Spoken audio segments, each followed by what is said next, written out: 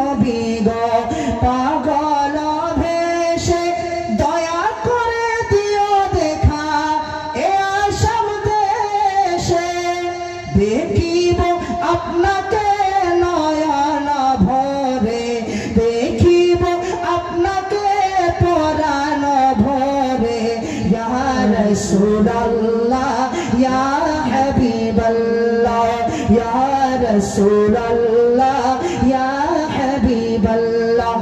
সকলে মহব্বতের সুরে পড়েন।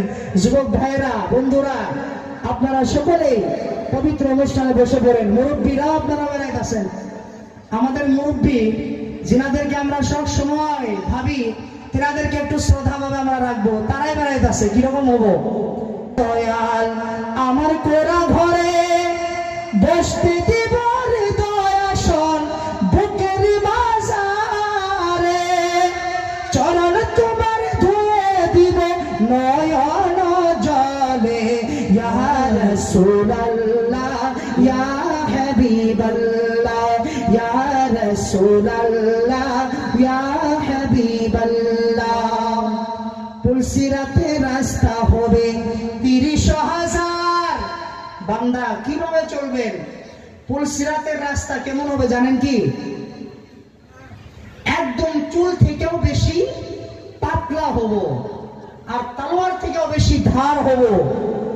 ওই রাস্তা এক দুটো হবে না তো, প্রায় ৩০,০০০ রাস্তা হবে।